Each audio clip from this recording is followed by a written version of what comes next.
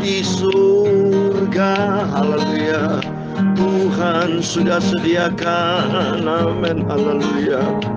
Waktuku sampai, senang hatiku, rumah di surga. Haleluya, terbuka terus. Amin, haleluya. Oleh darah Tuhan Yesus, oh juru selamatku. Amin, haleluya. Rumah di surga. Amin, haleluya. Sudah Tuhan sediakan. Amin, haleluya. Waktuku sampai, senang hatiku, rumah di surga. Haleluya, terbuka terus. Amin, haleluya. Oleh darah Tuhan Yesus, juru selamatku. Amin, haleluya. Rumah di surga. Amin, haleluya. Tuhan sudah sediakan. Amin, haleluya. Puji Tuhan. Waktuku sampai, sangat senang hatiku, rumahku di surga. Haleluya, selalu terbuka terus. Haleluya, oleh darah Tuhan Yesusku, juru selamatku. Amin, haleluya. Tuhan berfirman, Tuhan berjanji dalam Filipi pasal 3 ayat 20 dikatakan, karena keluargaan kita ada di dalam surga, dan dari situ juga kita menantikan Tuhan Yesus Kristus sebagai juru selamatku. Amin, haleluya. Ku sangat senang sekali punya rumah di surga. Amin, haleluya. Rumahku di surga. Amin, haleluya. Mari kita bersuka cita pada hari Minggu pagi ini, tanggal 19 Juni. Semua kita beribadah kepada Tuhan. Carilah Tuhan selama kita bertemu dengan Tuhan Yesus, karena rumah kita di surga. Itu janji Tuhan Yesus. Selagi ada kesempatan, selagi kita sehat, carilah Tuhan. Alami perjumpaan dengan Tuhan Yesus yang sudah sediakan rumah kita di surga. Rumah di surga. Amin, haleluya. Tuhan sudah sediakan. Waktuku sampai, senang hatiku, rumah di surga. Haleluya, terbuka terus. Amin, haleluya. Oleh darah Tuhan Yesus, juru selamatku. Amin, haleluya. Ya Tuhan, punya mula kebesaran dan kejayaan, kehormatan, kemasyhuran dan keagungan. Ya segala-galanya yang ada di langit dan di bumi, ya Tuhan, punya mula kerajaan surga, dan Kau tertinggi itu melebihi segala-galanya sebagai kepala. Amin, haleluya. Sebab kekayaan dan kemuliaan itu semua berasal daripada-Mu, ya Tuhan. Dan Engkaulah yang berkuasa atas segala-galanya. Dalam tangan-Mu lah kekuatan dan kejayaan. Dalam tangan-Mu lah kuasa membesarkan dan mengokohkan atas segala-galanya. Sekarang ya Tuhan Yesus Bapa kami bersyukur kepada-Mu. Kami memuji nama-Mu yang agung itu, kudus, sempurna. Terima kasih Tuhan Yesus buat kasih karunia-Mu yang sempurna, yang luar biasa Tuhan. Engkau sudah menyelamatkan kami. Engkau sudah menyediakan tempat rumah-Kau di surga buat selamanya. Haleluya. Ku mau setia dan taat. Cinta Tuhan Yesus. Terima kasih. Sucikan mulut kami Bapa, sucikan hati kami. Sebentar kami membaca firman-Mu Tuhan. Kami butuh kebenaran-Mu. Tuntun hidup kami, karena firman-Mu adalah sumber kebenaran, jalan yang membawa kami kepada kebenaran, dan kebenaran akan membawa kami masuk ke surga bersama Yesus. Sangat senang sekali selamanya di surga. Ampuni Bapa segala dosa, kesalahan, kelemahan kami. Ampun Bapa. Kami percaya Kau hadir memberkati kami semua Bapa. Segala puji, hormat, segala kebesaran, ketinggian, kemuliaan, keagungan hanya bagi Allah Bapa di dalam kerajaan surga, di dalam nama di atas segala nama, yaitu Tuhan Yesus Kristus, Bapa kami, Tuhan kami, Raja kami, Juru Selamat kami. Engkau di atas segala-galanya. Haleluya. Amin, puji Tuhan. Haleluya. Shalom, selamat pagi. Selamat kita berjumpa kembali pada hari ini, Minggu pagi, tanggal 19 Juni tahun 2022. Selamat kita beribadah kepada Tuhan atas rahmat dan anugerah kebaikan Tuhan yang luar biasa. Saat ini diizinkan Tuhan kembali seperti dulu. Ibadah bisa onsite, langsung datang, saudara. Tapi bagi Bapak Ibu nggak bisa hadir, bisa ikutin online. Yang penting kita cari Tuhan. Selagi kita ada kesempatan, seperti di dalam Yesaya 55, saudara, saya mau bacakan. Selagi ada kesempatan, cari Tuhan Bapak Ibu. Kalau kita tidak cari Tuhan, cari apa? Karena bertemu dengan Tuhan berarti punya tempat di surga. Haleluya. Ikuti firman Tuhan. Berjumpa dengan Tuhan artinya ikuti firman Tuhan. Ikuti Tuhan Yesus. Apa perintah Tuhan itu Bapa kita. Yesus Juru Selamat kita. Kita mau ikuti firman Tuhan. Ikuti standar surgawi. Hidup menyenangkan, berkenan kepada Tuhan. Seperti dalam Yesaya 55 ayat 6 dikatakan, carilah Tuhan selama ia berkenan ditemui. Berserulah kepadanya selama ia dekat. Amin. Selalu kita mau mencari Tuhan. Karena Dia Juru Selamat kita. Dia Bapa kita. Dia di atas segala-galanya. Amin. Mari kita kembali kepada firman Tuhan. Hari ini kita mau baca 1 Tarikh pasal 6. Saudara, kita bersyukur semua karena anugerah Tuhan di pagi ini yang indah ini. Sebelum kita beraktivitas apapun, nanti kita memuji Tuhan di rumah Tuhan. Mari kita saat ini bersekutu dengan Tuhan, baca firman Tuhan, supaya kita makin mengerti akan firman Tuhan. 1 Tawarikh pasal 6 ayat 1 sampai 30, demikian firman Tuhan. Anak-anak Lewi ialah Gerson, Kehat, dan Merari. Anak-anak Kehat ialah Amram, Yesar, Hebron, dan Usil. Anak-anak Amram ialah Harun, Musa, dan Miriam. Anak-anak Harun ialah Nadab, Abihu, Eleazar, dan Itamar. Eleazar memperanakan Pinhas, Pinhas memperanakan Abisua, Abisua memperanakan Buki, Buki memperanakan Usi, Usi memperanakan Serahya, Serahya memperanakan Merayot, Merayot memperanakan Amaria, Amaria memperanakan Ahitub, Ahitub memperanakan Sadok, Sadok memperanakan Ahimas, Ahimas memperanakan Azaria, Azaria memperanakan Yohanan, Yohanan memperanakan Azaria. Dialah memegang jabatan imam di bait suci yang didirikan Salomo di Yerusalem.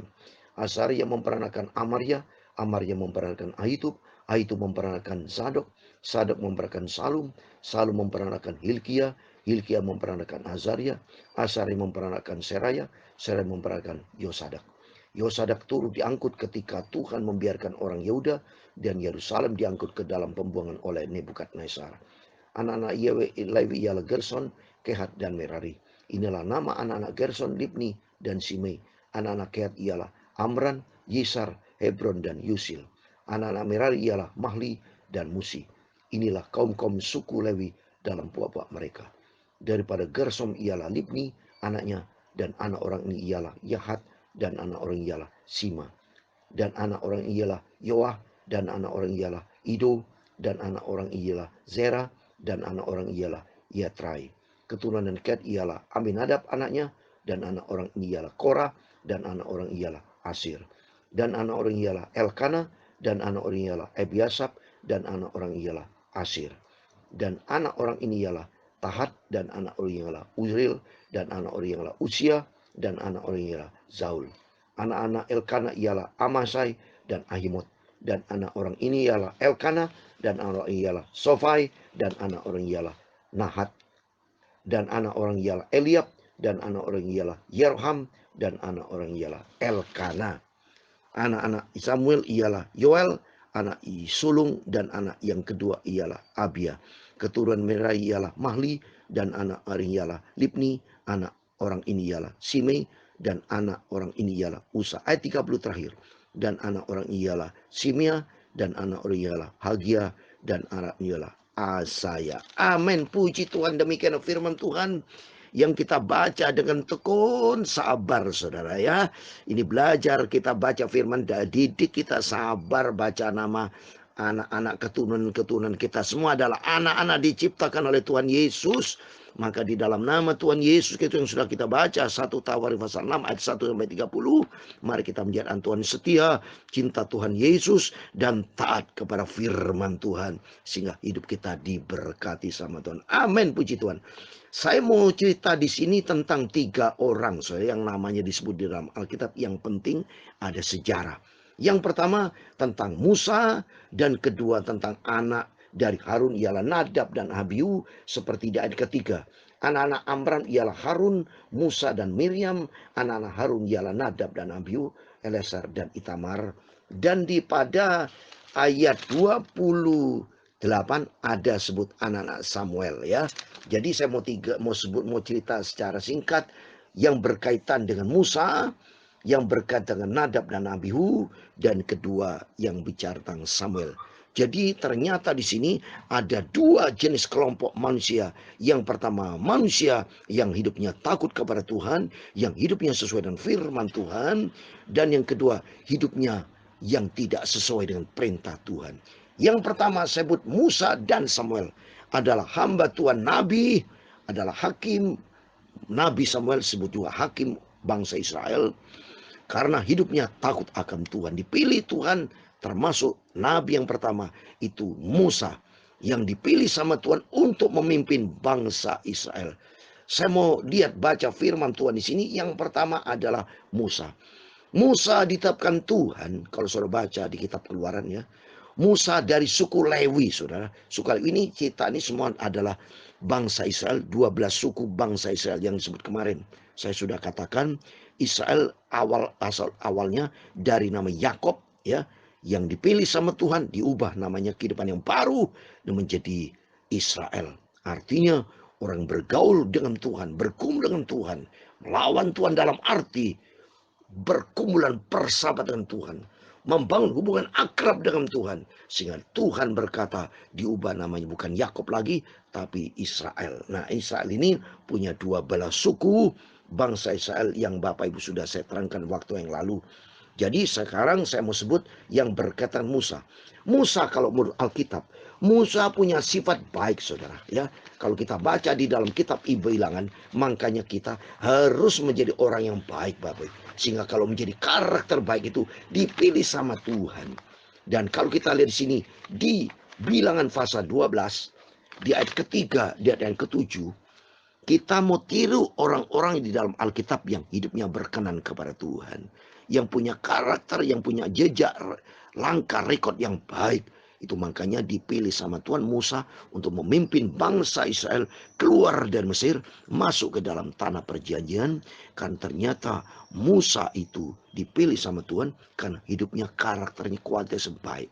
Saya mau baca Bilangan pasal 12 ayat ke-3 dan ke-7. Demikian firman Tuhan. Adapun Musa ialah seorang yang sangat lembut hatinya, lebih dari setiap manusia yang di atas bumi. Wow, gawat saudara. Jadi di antara manusia-manusia di muka bumi ini, ternyata Alkitab katakan sangat lembut hatinya, saudara. Ya, makanya dipilih sama Tuhan untuk memimpin bangsa Israel. Memang saudara, Musa dipilih karena apa? Saya sudah cerita waktu yang lalu. Musa umurnya 120 tahun, saudara. Dibagi dalam 3 kategori. 40 tahun dia di Mesir, ya kan, dipilih sama putri Firaun, dididik dengan orang Mesir selama 40 tahun. Pada waktu 40 tahun dia terjadi membela suku Ibrani, saudara, dan membunuh, ya, karena dia membela, dia cinta bangsanya sendiri, dan ternyata dia lari, dia pergi ke Imam Jitro dan ketemu dengan anaknya namanya Sipora, dididik untuk menjadi pemimpin gembala domba-domba selama 40 tahun. Dan 40 tahun berikutnya dipilih sama Tuhan pada waktu usia 80 tahun. Memimpin bangsa keluar Mesir, masuk ke dalam tanah perjanjian. Dan pada usia 120 tahun Musa dipanggil Tuhan di Gunung Nebo. Dan tapi kalau saudara lihat nanti semua bacaannya, tidak ada kuburannya. Ya, jadi Musa ini yang pertama, saya lihat sifatnya lembut hatinya. Dan kalau bicara lembut, itu sesuai dengan firman Tuhan, saudara. Ya, dalam Matius pasal 5, orang lembut hatinya akan mewarisi bumi, saudara. Oleh karena itu mari kita belajar karakter-karakter seperti Musa, seperti hamba Tuhan yang tertulis di dalam firman Tuhan. Mari kita mau baca. Ya, Matius pasal 5, saudara, yang katakan lembut hatinya itu tertulis, coba saya mau baca ya, di ayat yang ke-5, lemah lembut, saudara. Di ayat 5, Matius 5 ayat 5, berbagailah orang lemah lembut, karena mereka akan memiliki bumi. Nah, ternyata saudara, Musa dipilih Tuhan karena lembut hatinya memiliki bumi. Ternyata Musa naik ke surga, saudara. Ya, naik ke surga karena terbukti di dalam Ulangan tidak dijumpai kuburannya. Saya mau baca. Ulangan 32, Musa di akhir hidupnya dipanggil sama Tuhan, tapi kenyataannya tidak ditemukan kuburannya, saudara. Saya mau baca ya. Ulangan pasal 32. Coba saya mau baca ya. Ulangan 32 ayat yang ke-5 dan 6, saudara. Oh, 34, saudara, mohon maaf. Ulangan 34 ayat 5 dan 6. Lalu matilah Musa, hamba Tuhan itu di sana di tanah Moab, sesuai dengan firman Tuhan, dan dikuburkannya di suatu lembah di tanah Moab, di tanah Bet-peor, dan tidak ada orang yang tahu kuburnya sampai hari ini. Jadi saya percaya, karena kuburannya, orang-orang kalau mati pasti ada kuburannya, tapi kalau tidak ditemu kuburannya, berarti diangkat sama Tuhan, karena terbukti. Di Matius pasal 17, ya, kalau saudara lihat ini, Matius 17, itu di ayat ketiga, maka nampak kepada mereka Musa dan Elia sedang berbicara dengan dia Yesus. Elia itu diangkat ke surga, saudara baca di 2 Raja pasal 2 ayat 11. Dijemput dengan kereta api berkuda ke surga. Berarti kesimpulan saya, karena kuburan tidak ada. Dan ketiga, jadi ada dasarnya. Ada 3 alasannya. Yang pertama, di dalam Ulangan 34, 5 dan 6 tidak dijumpai. Dan Musa dalam keadaan sehat loh, tidak sakit-sakitan loh. Kalau saudara baca berikutnya, dalam keadaan sehat, matanya tidak kabur, sehat, diangkat sama Tuhan di Gunung Nebo, di suku Gunung Nebo, tapi tidak jumpai kuburan. Tahu-tahu Musa dijumpai di sini. Jadi kesimpulannya saya, berarti Musa diangkat ke surga. Ya, tidak dijumpai kuburannya, dan ternyata di dalam Alkitab itu bersama dengan Elia itu naik ke surga.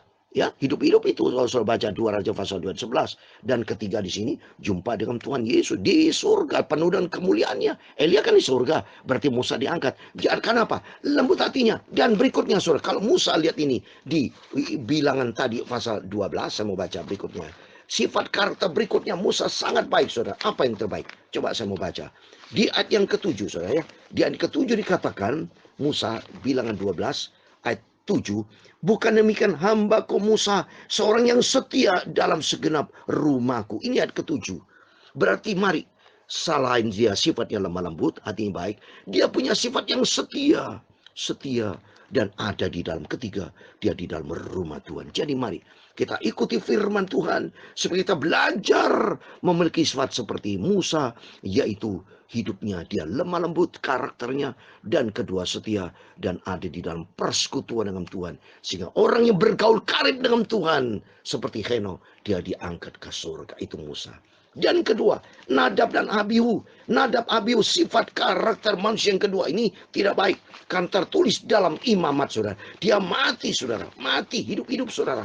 Karena hidupnya tidak berkenan sama Tuhan. Coba saya mau baca. Dalam Imamat pasal yang ke-10, ya. Nadab dan Abihu, saya mau baca di sini. Ayat 1 dan 2.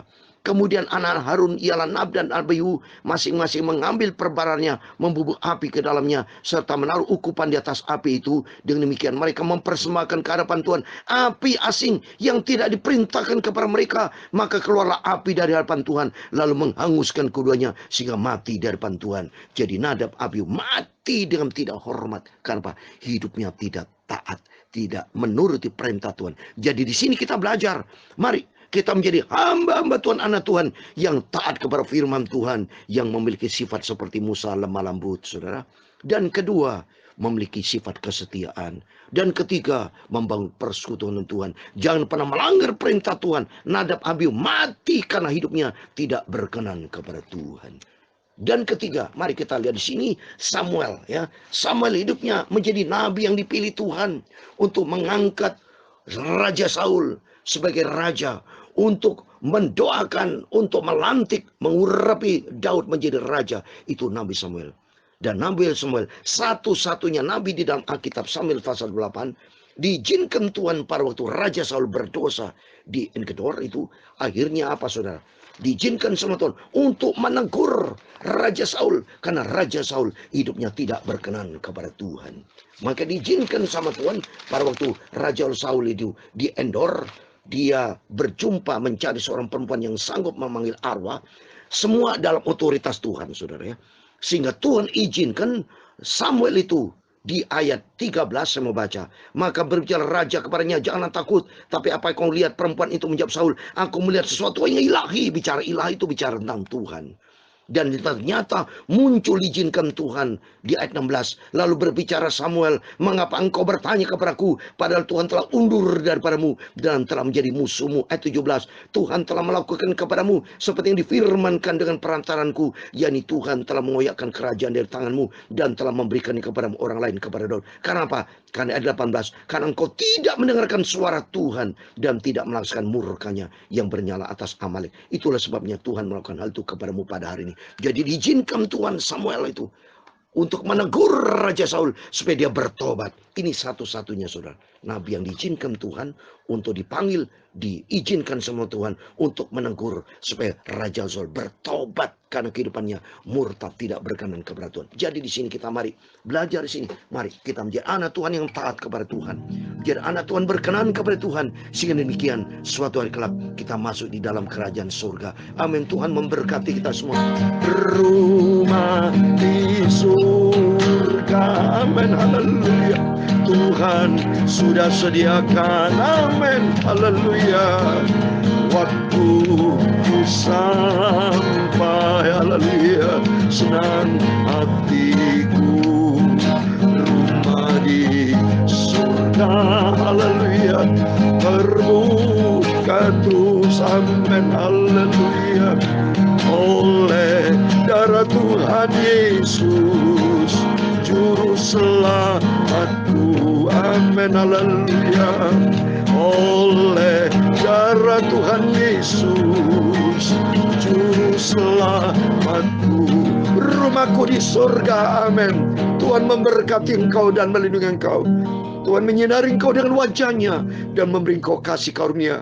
Tuhan mengharapkan wajahnya kepadamu dan memberi engkau damai sejahtera.